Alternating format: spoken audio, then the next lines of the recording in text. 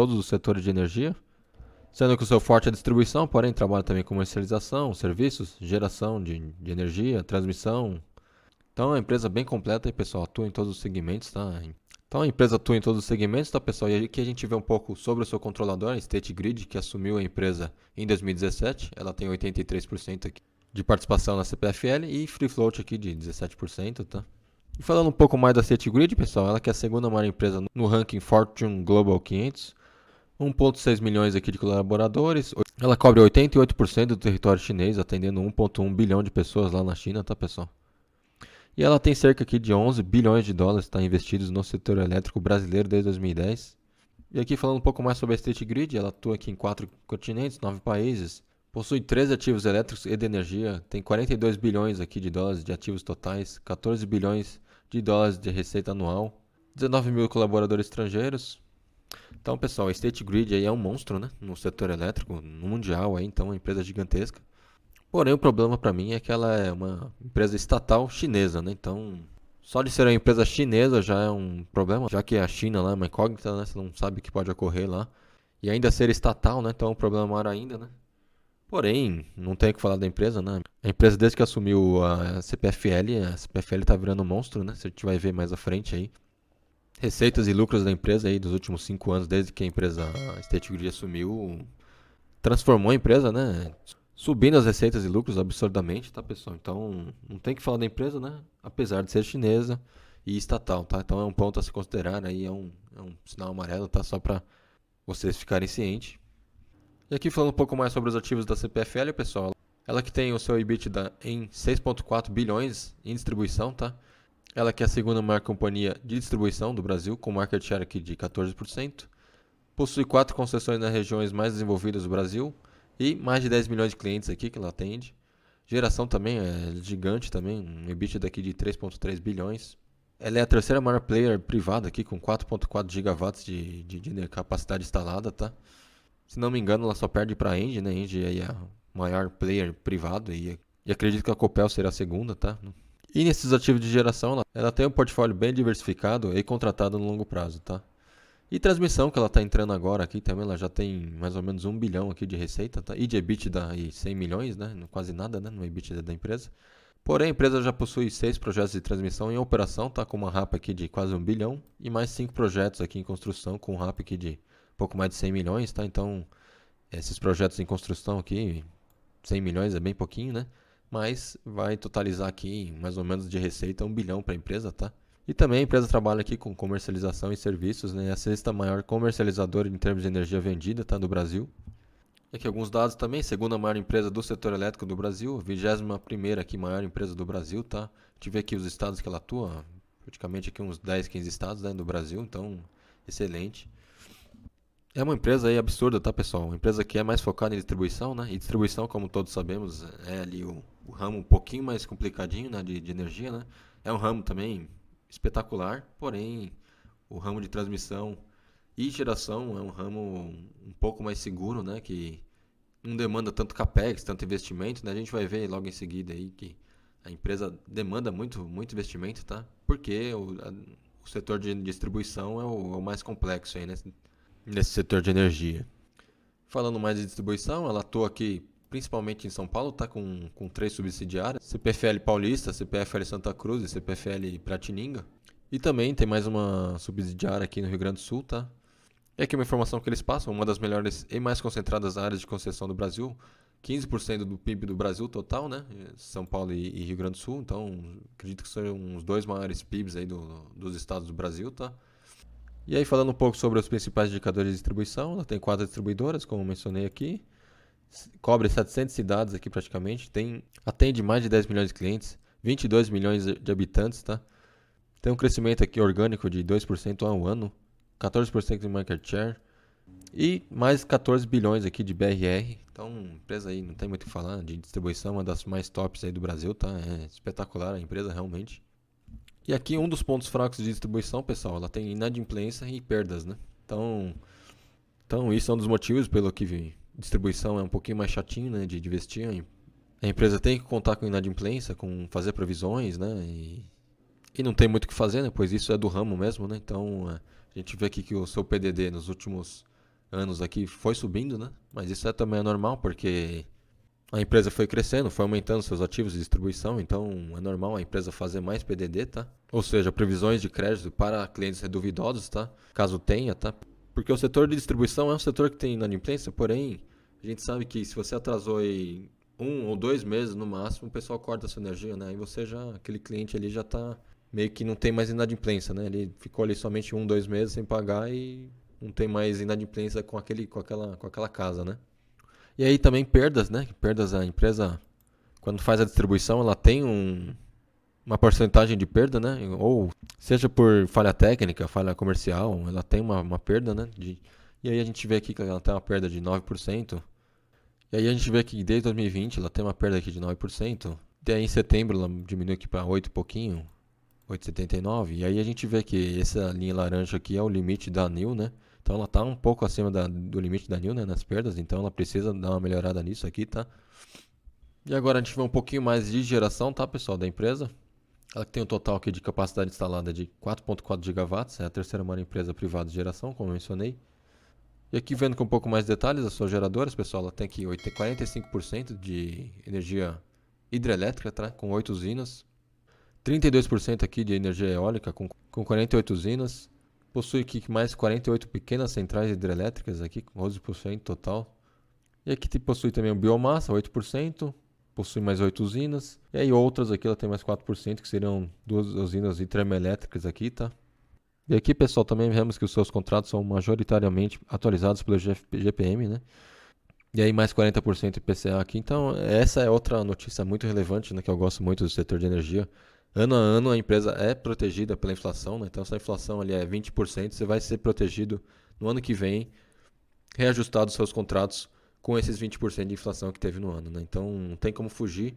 Você tem que pagar aquela luz, né, de energia, não tem muito o que fazer. Você deixou de pagar ali 1, 2 meses, o pessoal vai lá e corta a sua luz, né? Então você vai ter que pagar a luz até morrer, né? E não tem muito o que fazer. Então, assim, para mim, setor de energia e setor de bancos, para mim são os dois melhores aí da bolsa, tá? A se investir. Setores que pagam muitos dividendos, né? Que só crescem, né? Só crescem lucros, haja crise ou não. Então, sim, dois setores espetaculares. E CPFL também, falando especificamente de geração, também uma das maiores aí, né, do Brasil. E falando um pouco de transmissão, que ainda equivale aqui a um lucro bem pequeno da companhia, né? Porém de receita, ela já tem mais ou menos 1 bilhão aqui de receita, tá? A receber. E aqui os prazos, né? Que são aqui a partir de 2040, né? Praticamente todos, somente esses dois aqui, que é 2032. O restante é tudo para frente de 2040. Então você tem mais 20 anos aí garantidos, né? De receita dessas transmissoras aqui. Então também outro ponto importante, né? A se comentar, né? Geralmente os contratos, né, dos setores aí são todos para cima de 20, 30 anos, né? Então, assim, não tem que falar do setor, pessoal. É um setor aí ultra perene, espetacular realmente de se investir no longo prazo, tá? E aqui eles fazem uma estimativa de capex, pessoal, que totaliza aqui 21 bilhões, tá? Entre 2022 e 2026. Ou seja, de investimentos, o que eles vão gastar está na faixa aqui de 21 bilhões até 2026, tá? E aí a gente vê aqui que eles vão focar aqui praticamente uns 80, 90% em distribuição, né? Já que é um setor que demanda muito investimento, né? Como eu mencionei. E por isso que é um setor aí, dos setores de energia elétrica, o setor mais complicadinho, né? Porque demanda muito investimento. Tem o problema da inadimplência, tem o problema de perdas de energia, né? Então tem todos esses problemas, né? Já o setor de geração, você já não demanda tanto investimento, né? O setor de transmissão, para mim, é o filé, né? Para quem já viu meus vídeos aí de Taesa, de transmissão paulista, sabe? A margem líquida das transmissoras é um absurdo, né? Por quê? Porque eles não demandam tanto investimento, né? Como as distribuidoras, por exemplo. E aqui só complementando, pessoal, em geração eles devem investir aqui na faixa de 1 bilhão e 300. E transmissão aqui também na faixa de 2 bilhões, tá? Nos próximos 5 anos aí. E aqui um pouco mais, pessoal, sobre equilíbrio entre crescimento e dividendos, tá? A gente vê que a dívida líquida sobre EBITDA da empresa aqui no primeiro trimestre de 2022 alcançou aqui duas vezes, tá? Então, ou seja, em 2 anos, com tudo que a empresa produz de caixa, receita, lucros, ela demandaria aí 2 anos para poder pagar toda a sua dívida, tá? O que é excelente para uma empresa de energia elétrica, porque existe muita previsibilidade, né, nos seus resultados, então ela consegue saber mais ou menos o quanto vai receber no fim do ano, tá? Então, 2 vezes para mim é bem tranquilo da empresa pagar. E também a gente vê que os ratings da Fitch e da Moody's são aqui AAA, tá? E isso também é muito bom porque a empresa consegue tomar dívida mais barato, tá? E é até beneficiada pegando dívida. E aí a gente vê que o payout da empresa nos últimos 3 anos, que pagou aqui 80% em 2019, 100% em 2020, 2021, e aqui no futuro a empresa deve pagar no mínimo 50%, tá? Que é a política de dividendos da empresa. E aí os outros 50% vai depender da performance de crescimento e alavancagem, tá? Então se o nível de alavancagem quer permanecer aqui entre 2 vezes, tá? E a empresa continuar crescendo, como a gente vai ver aí nas receitas e lucros adiante, a empresa só cresce, né? E aí também outras informações, tendência de queda na alavancagem abre espaço para mais requisições e fusões, né? E projetos Greenfield. A CPFL pode crescer e também ser um importante player de dividendos no mercado, para mim já é, né? Nos últimos 3 anos a empresa pagando muito dividendo, né? Desde que a State Grid assumiu em 2017 aqui, ela ficou 2 anos, né? Pagando somente 25%, porém depois virou um monstro pagando dividendo, né? Aqui na faixa de 80% a 100% de payout. E aqui a meta da empresa, que é manter a alavancagem entre 2 e 3 vezes aqui nos próximos anos, né? O que deve conseguir, né? Com a geração de caixa que eles produzem, então acho que bem tranquilo, tá? E aí vendo um pouco sobre o desempenho financeiro da empresa nos últimos anos, pessoal, desde 2019 aqui, no EBITDA consolidado, a empresa subiu ano a ano aqui 19%, o EBITDA de distribuição também aumenta aqui de 25% ano a ano, geração também aumenta de 15% ano a ano. Seu lucro líquido aqui aumentou 33% ano a ano, tá, pessoal? Seu capex também aumentando aqui, pessoal, o que mostra que a empresa está se mexendo demais, né? 33% de capex. E aqui um total de retorno pro acionista, pessoal, de 65%, tá? Nesses últimos anos, tá?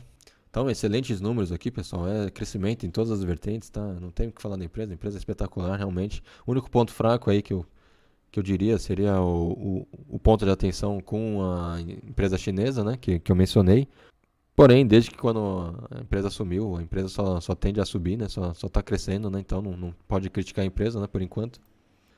E aqui falando um pouco sobre os seus números, ela que pagou 17% aqui nos últimos 12 meses, tem um valor de cotação de R$ 31.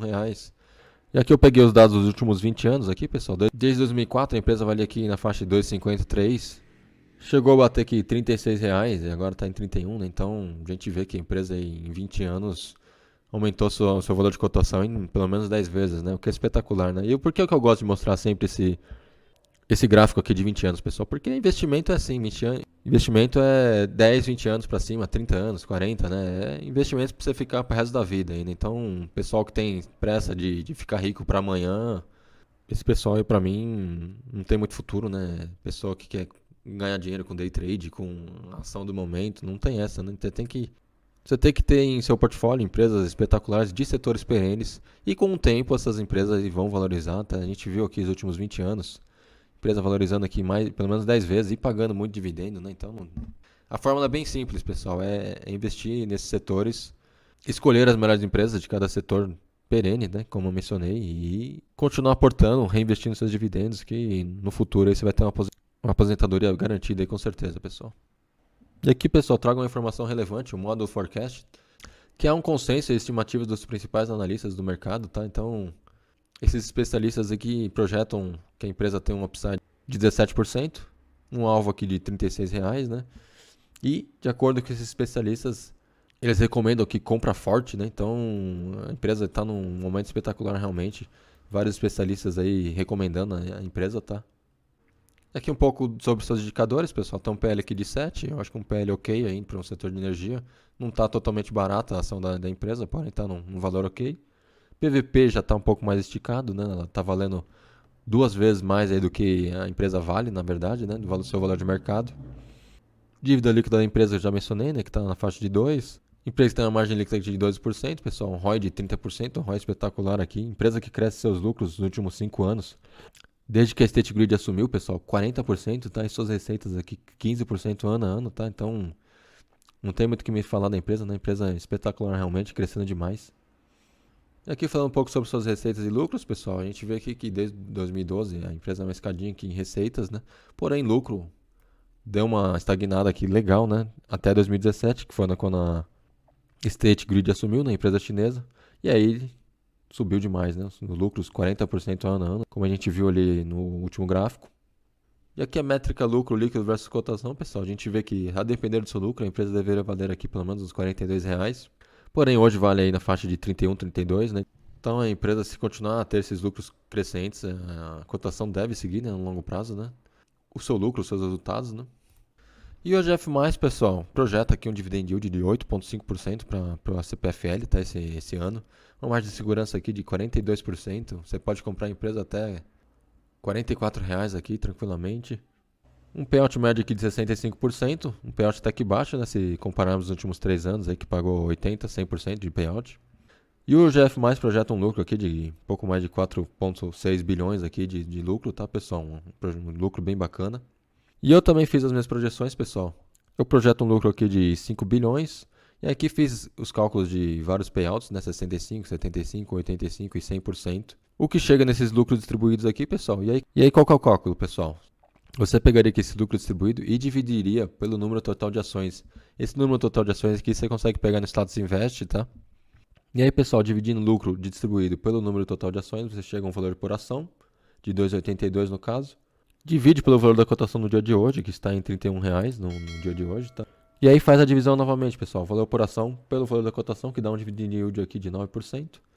Isso para 65%. Para 75% você chegaria aqui a um dividend yield de 10%. Para 85% aqui você chegaria a quase 12%, pessoal.